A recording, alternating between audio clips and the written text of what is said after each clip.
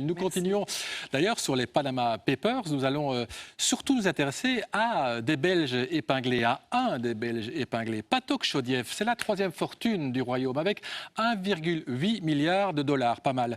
Il a une maison à Waterloo et ce milliardaire a placé son yacht de 73 mètres et son avion dans des sociétés écrans. Avant d'ouvrir les pages du véritable roman Chodiev, et vous, qu'en pensez-vous? Je me suis rendu à Waterloo pour savoir si les concitoyens de M. Chodiev approuvaient son comportement. J'ai été relativement sidéré du résultat. Voici notre vote dans la rue.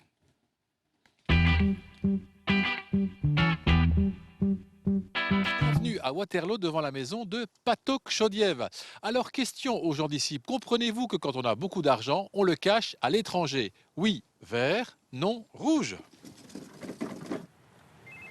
On va poser la question à M. Chodiev. Monsieur Chodiev, vous êtes sur votre yacht, dans votre avion, et le voisin immédiat de M. Chodiev, c'est Serge Kubla, l'ancien bourgmestre de Waterloo. Monsieur Kubla! Monsieur Kubla! Bonjour madame. Est-ce que vous comprenez qu'on cache son argent à l'étranger quand on est très riche? Non, non, mais je ne veux pas être filmée, merci. Voilà.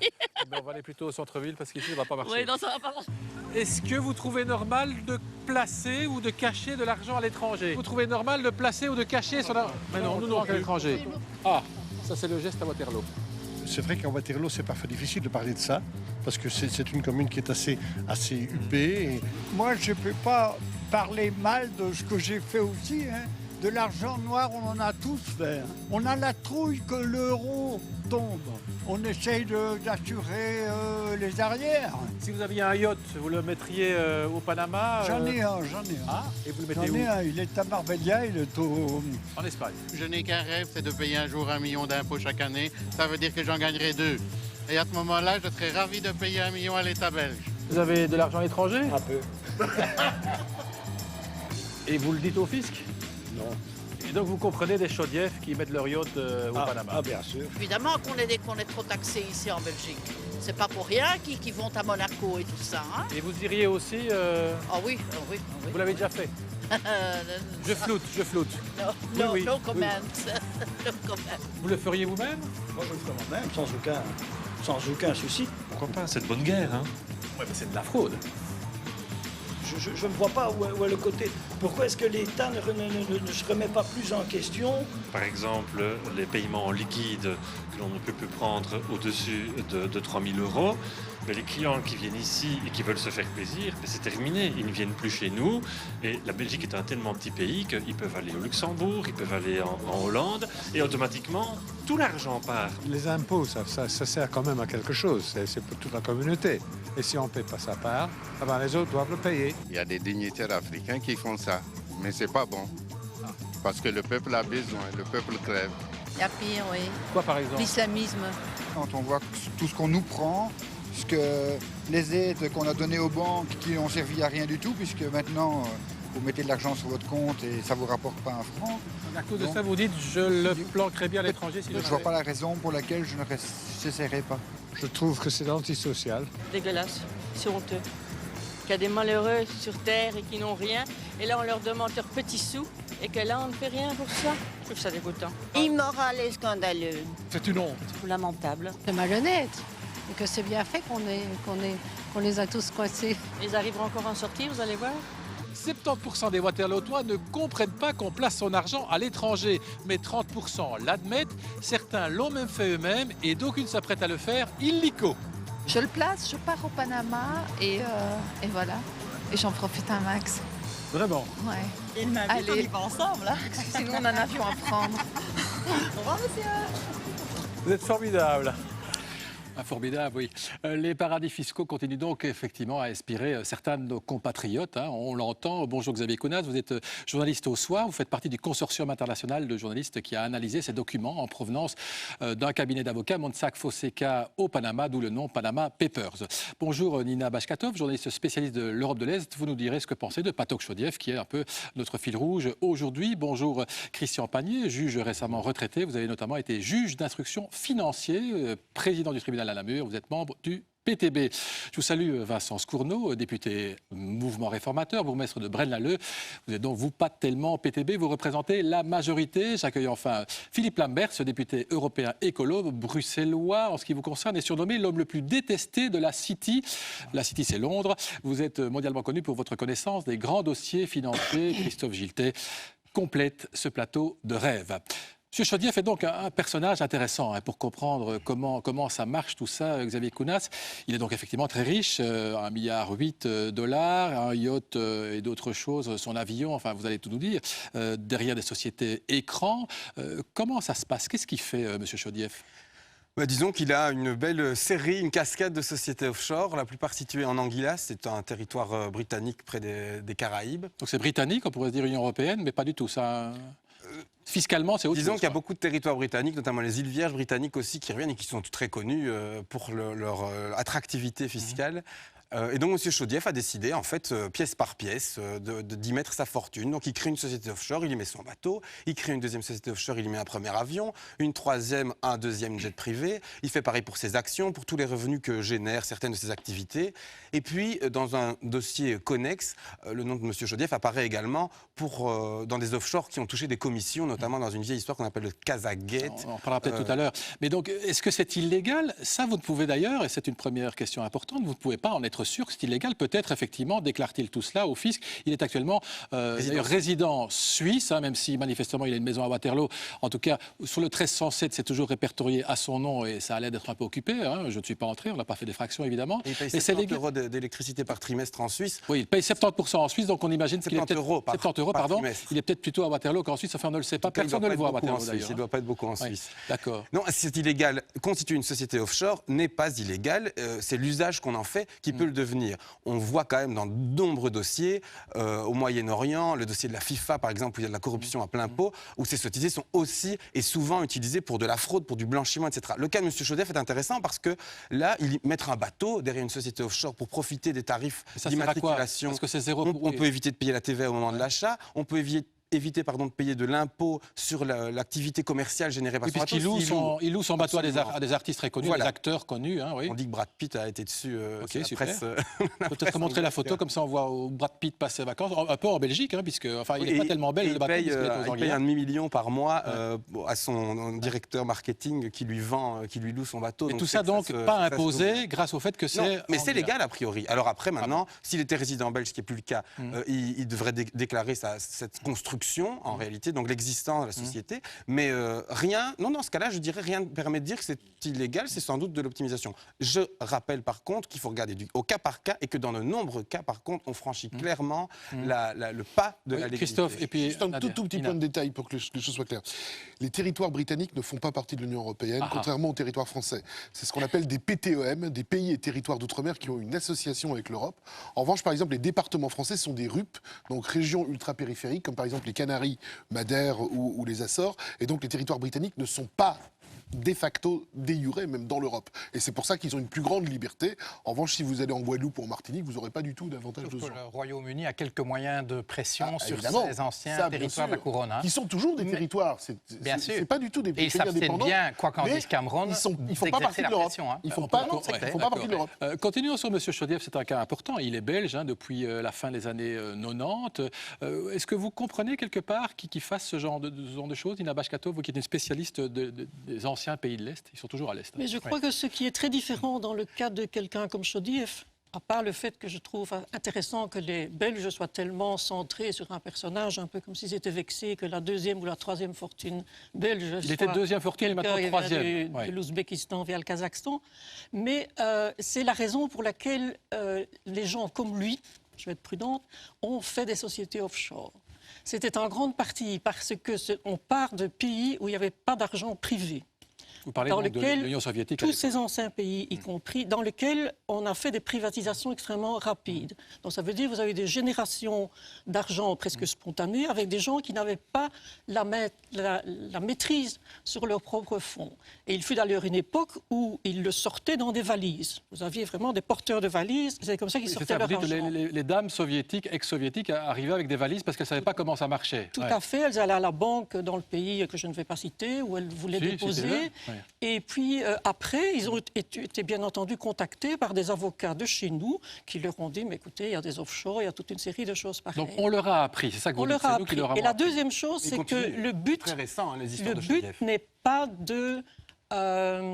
d'évader l'impôt, parce que dans leur pays, l'impôt est tellement bas, c'est 12 à 14% taux fixe. Au Kazakhstan, par exemple, dans ces pays-là. Tous les pays post-soviétiques, ils ont fait d'ailleurs, on leur a fait des louanges parce que le taux d'imposition avait été plafonné. Donc ce n'est pas ça qu'ils cherchent parce qu'ils peuvent aussi négocier, ils peuvent presser les pattes, etc. Ce qui les intéresse, c'est d'avoir de l'argent dans des pays où il est sûr. C'est-à-dire qu'ils se méfient de leur gouvernement, ils se méfient d'une dévaluation de l'argent, ils ont peur de tomber de la dévaluation, comme vous dites. Oui, mais surtout de perdre les contacts avec les officiels. Ce ne sont pas des pays sûrs.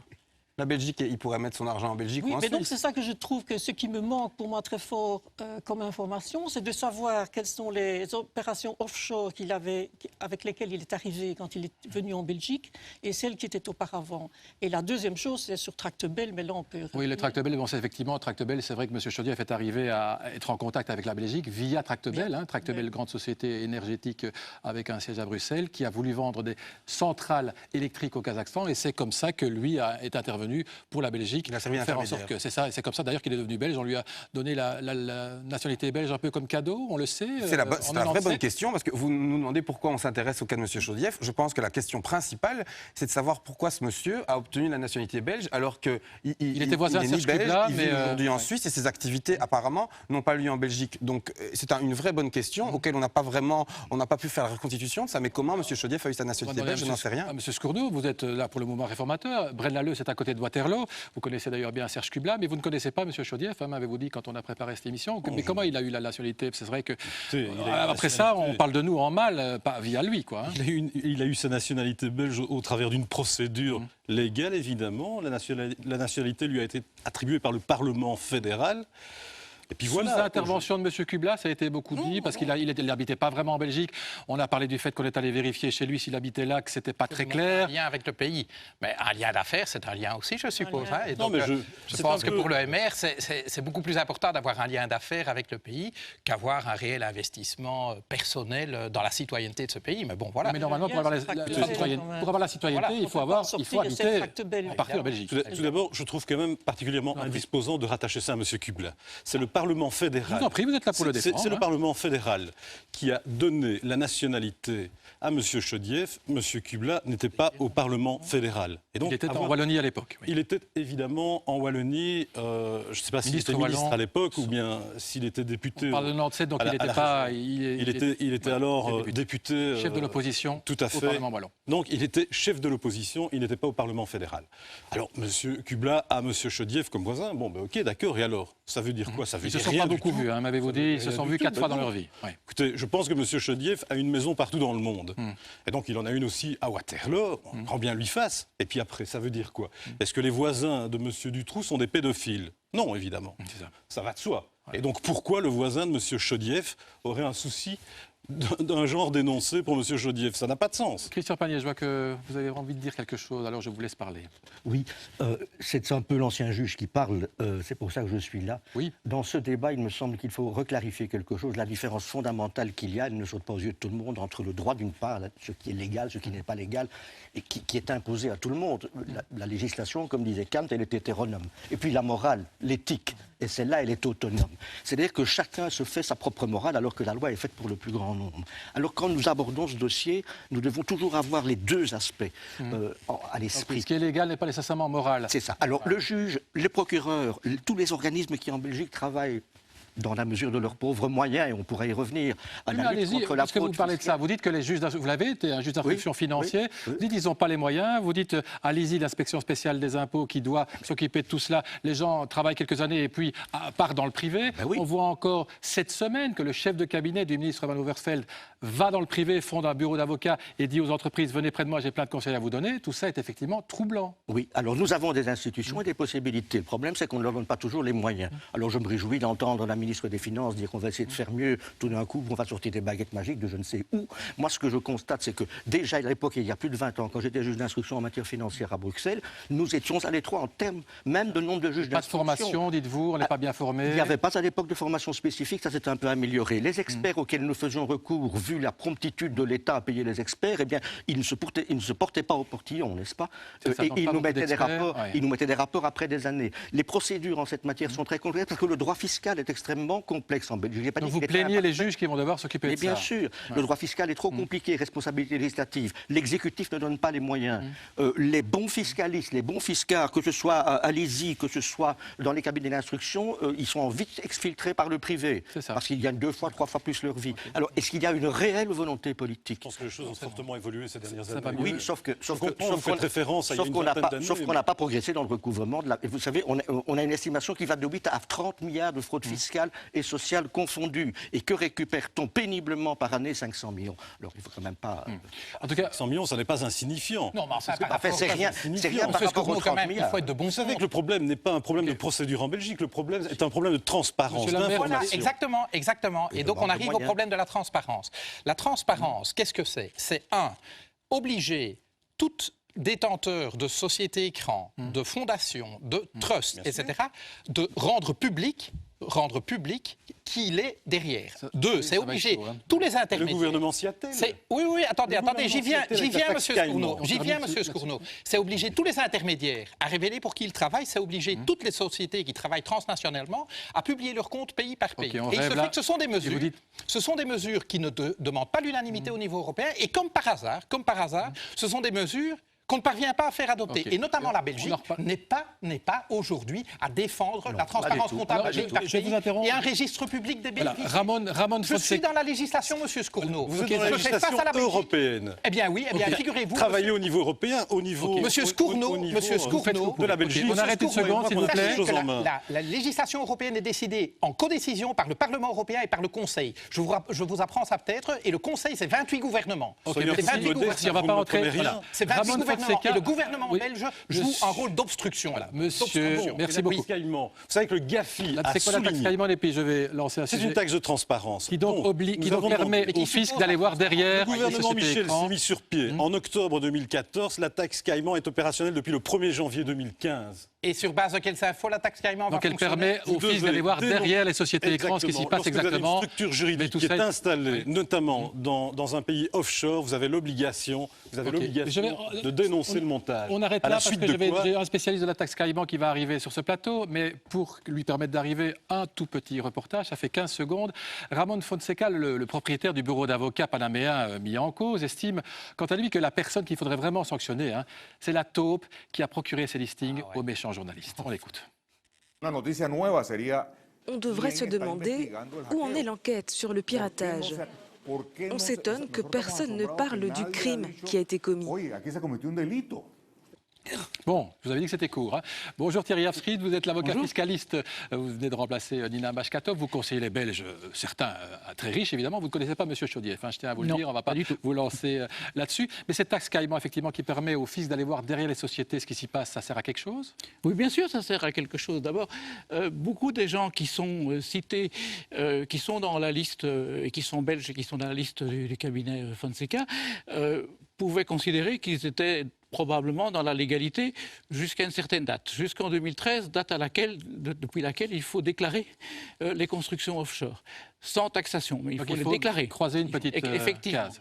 Et depuis la taxe caïman, c'est-à-dire depuis le revenu de 2015, ces gens devront déclarer leurs revenus. Et vous pensez qu'ils vont tous le faire? Je pense que la plupart d'entre eux ont déjà régularisé. Et pourquoi ils le feraient? Je pense qu'ils ont déjà régularisé en profitant de la DLU 1, de la DLU 2 et de la DLU 3, tout simplement. C'est une amnistie fiscale. Parce qu'ils voient bien que en 2018, l'État belge connaîtra les titulaires des comptes, même via des sociétés offshore, quand les comptes sont ouverts dans des pays comme la Suisse, le Luxembourg, le Liechtenstein. Donc ces pays-là vont Donc ces gens savent très bien qu'ils avaient intérêt à régulariser et ils vont maintenant avoir une DLU 4 qui leur laisse encore une possibilité permanente, d'ailleurs, d'après le projet de loi, une possibilité de régulariser ils vont le faire, vraiment, ils vont le faire. Oui, ce sont des recettes qui rentreront. Vous aimez ça en général, monsieur Lambert? Oui, je vous laisse réagir, mais je pose une toute petite question complémentaire. Ça veut dire que les gens qui maintenant se sentent embêtés par le Panama Leaks par le Panama Papers, peuvent aller très vite maintenant près du fisc et dire, écoutez, je suis cité, mais je vous dis ce qu'il en est, donc vous ne me taxerez pas. Ils peuvent le faire tant que le fisc ne leur demande aucune explication. C'est ça, donc tant qu'il n'y a pas d'enquête, ils peuvent encore... Une fois qu'il y a une enquête, c'est évidemment un petit peu tard pour régulariser. Donc ils peuvent le faire tout de suite. Mais oui, apparemment, ils peuvent le faire. Vous ne pouvez pas dire je vais déclarer tout ça au fisc, on ne taxera pas. Faux, évidemment. On taxera évidemment, mais il n'y aura pas de... Il y a des pénalités en arrière et il y aura des pénalités. Des pénalités, mais enfin, ça sera passé au bleu, si l'on peut dire. Ce que moi j'adore dans cette affaire-là, c'est que le U dans DLU, c'est unique. Alors, il y a Déclaration eu libératoire unique. il y a eu U2, il y a eu U3, il va y avoir U4 et U4 permanents. Et donc, en fait, l'idée... Quand ça marche, l'idée, évidemment, on fait la suite. L'idée, c'est bien déclarer maintenant, parce que sinon, demain, on vous tombera dessus. Mais on sait d'expérience que demain, on ne vous tombe pas dessus. Et on rouvre de nouveau une amnistie. Et encore enfin, là, j'entends M. Ascrive qui dit que cette fois-ci, tout le monde a compris. Puisqu'elle est permanente. Voilà, exactement. Et vous rigolez, M. Scournau. Non, je ne rigole vous pas. rigolez. Je trouve que c'est la caricature que vous développez. Mais non, ce n'est pas une caricature, c'est la réalité Évidemment. des choses. Vous faites quoi avec une personne qui, par exemple, imaginons la situation, qui est une situation très souvent rencontrée. Une personne hérite d'un compte au Luxembourg. Non, pas au Panama, au Luxembourg. Elle veut évidemment mettre tout ça en ordre. Quoi, s'il n'y a pas de délit? Eh bien, vous régularisez et vous faites payer les pénalités. Et vous savez quelle est la différence? C'est exactement ça. Si ce n'est qu'en fait, entre une rectification et une DLU, il y a une cohérence. La cohérence de ce que tout le monde sera logé à la même enseigne. Tandis que quand vous faites une rectification, et c'est ça qui a toujours été dénoncé évidemment, c'est que vous risquez d'avoir à la tête du client un traitement différent. Je pose une question à M. Kounas, puisque Mme Wilmès a dit qu'effectivement il allait y avoir une enquête sur ces listes. Est-ce que vous allez donner vos listes, tous vos papers au gouvernement belge? Parce que Mme Wilmès avait envie de les avoir, ces listes. Mais le ministre des Finances nous a même écrit personnellement pour nous le demander, et on a répondu, l'ensemble des rédactions concernées, qu'on ne les donnerait pas, parce que d'abord on protège la source, et en deuxième temps on a signé un accord avec le consortium international qui, lui, publiera au mois de mai la liste des sociétés offshore concernées et qui donnera les informations qu'il juge nécessaires sur son site à lui. Merci beaucoup en tout cas.